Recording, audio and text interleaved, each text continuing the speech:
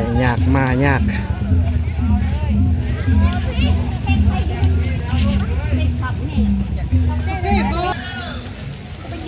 ขาดกองฟืนนะทุกคน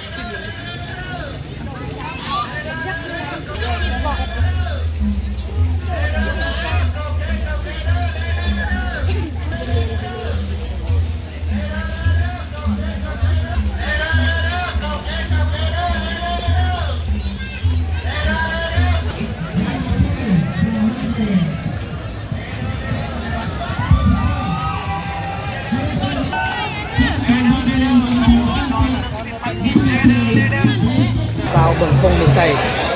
เมืองสร้างน้ำสามฮิวเนาะหรือว่าบุญขุนแหงห้องปืนปี2025หรือว่าลึกขึ้นเนาะทุกคนหรือว่าฝนก็ตกหลายสมควรเนาะทุกคนบุกนำกันเนาะทุกคนหรือว่าจนอยู่ห่างที่เมื่อแบบอยู่บ้านก็ใช่อยู่ห่างที่เมื่อบ้านแรกแม่อยู่ห่างที่ไต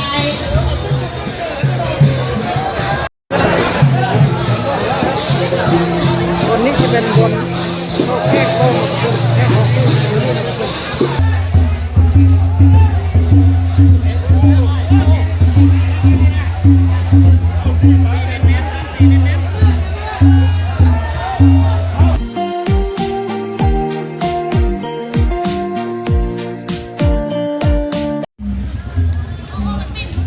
ฝนตกทุกคนฝนตกไปทางใดมาทางใดก็บ่ได้แต่ยากมายาก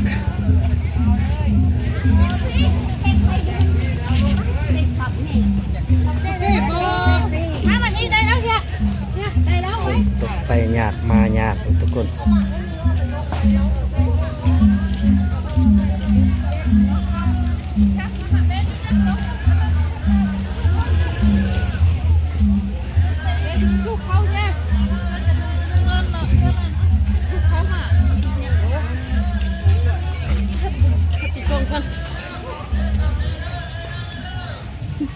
เช็คกันใหม่เลยครับ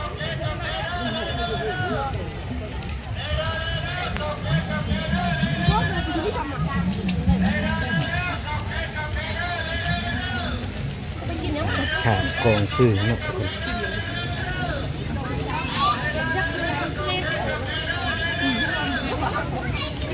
ยักษ์ตรงน้ำไปไล่วะ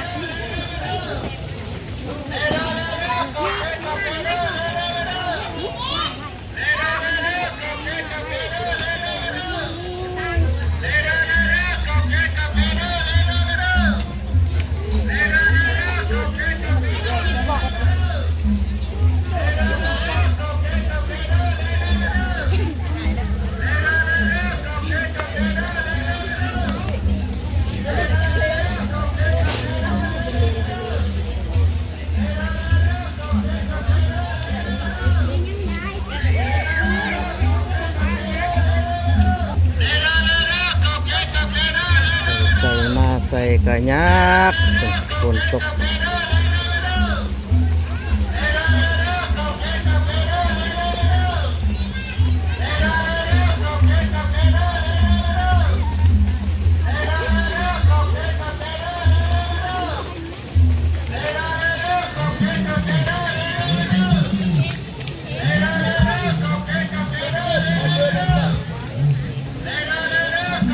เฮ็ดสะพานข้ามเนาะทุกคนโอ้สะพานนี่ก็คับเลยนี่สะพานนี่คับเลยไอ้จั่วกับไต่สะพานอย่างสนุกเนาะสะพานคับเลยมันมีสะพานแค่ก็ไปบ่ได้เนาะทุกคน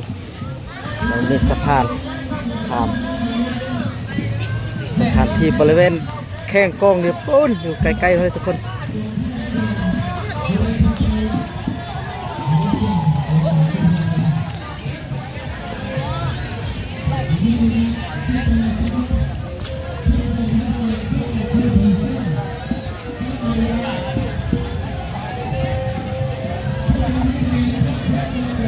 สถานที่เป็นแบบนี้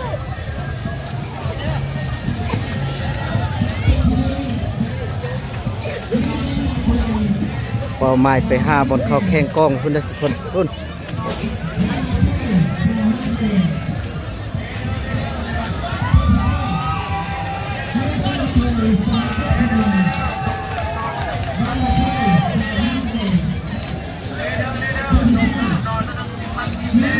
ส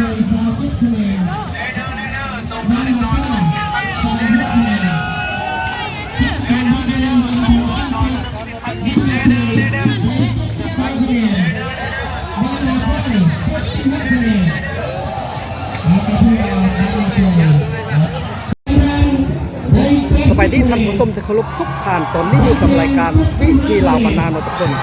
นี่บ่าวบนมีจะพาทุกคนไปเบิ้งบนบรรดานางงามของแต่ละบ้านเนาะทุกคนแต่ว่าเขาจะมาอยู่บนเดียวกันเนาะทุกคน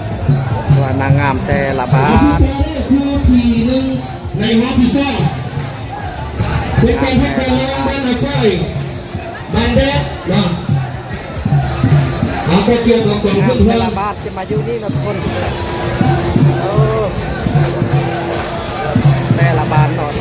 เรื่องพุ่งเอาเลยมาอยู่นี่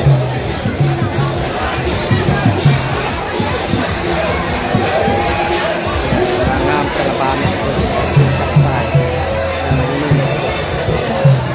โอ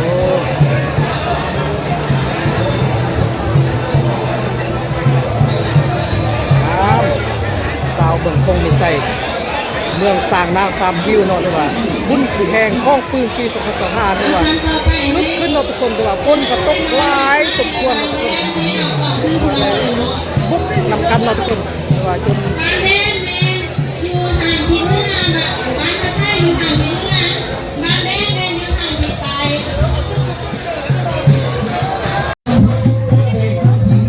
ผักสวนเสียทุกคนโอ้ผักเสียแต่เยอะแยะ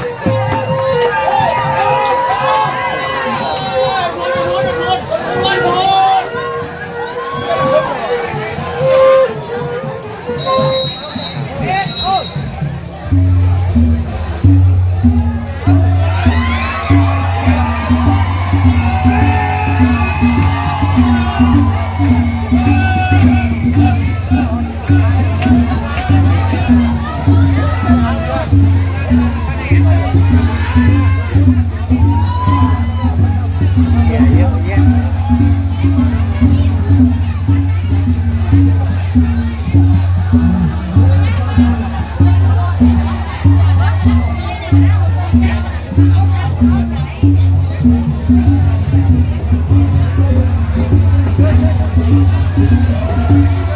นี่พัดเป็นผู้เฒ่าผู้แก่ม่วนเสียงกองเสียงแขนทุกคนมันพอเลยอยู่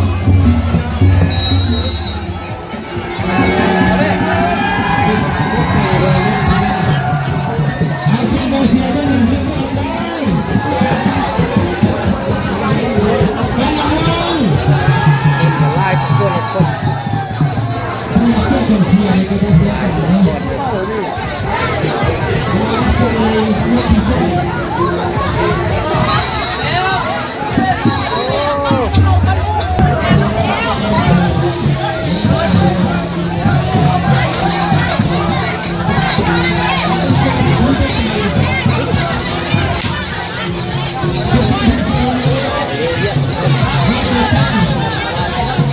แข้งเลยที่ของเขาน่ะ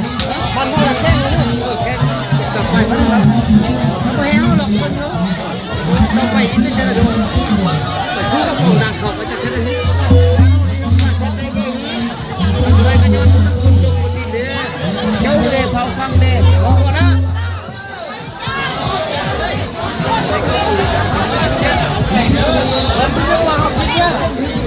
เอาผมเป็นเพื่อนกรรมการเขาเอางานกินแล้ว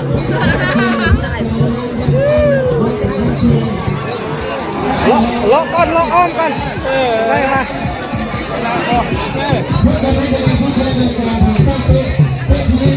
ลายเติบล็อกทุกคนขนาดคนตกคนอย่างลายสำนีทุกคน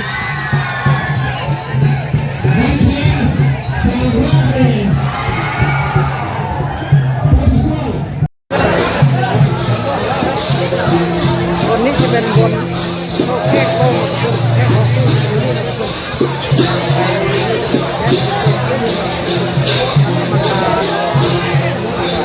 แค่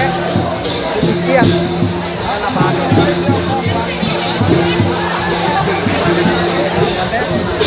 เข็มอีกเม็ดล้ม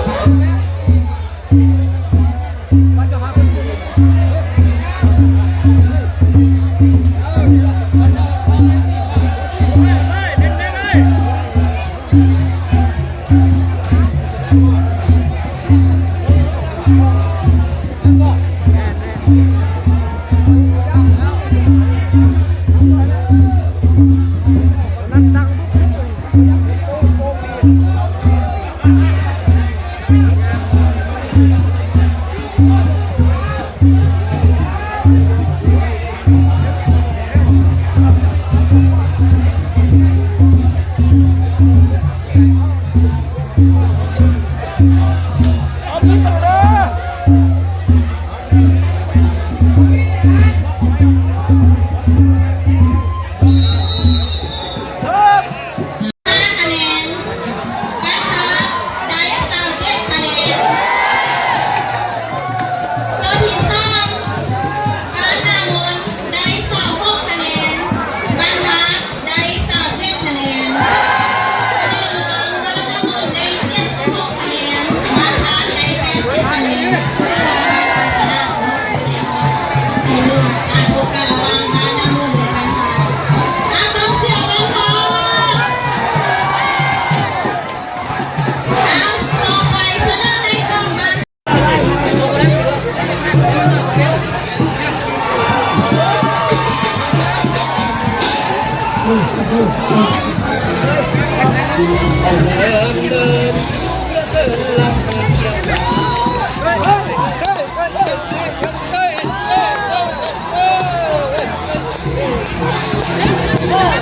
Ai,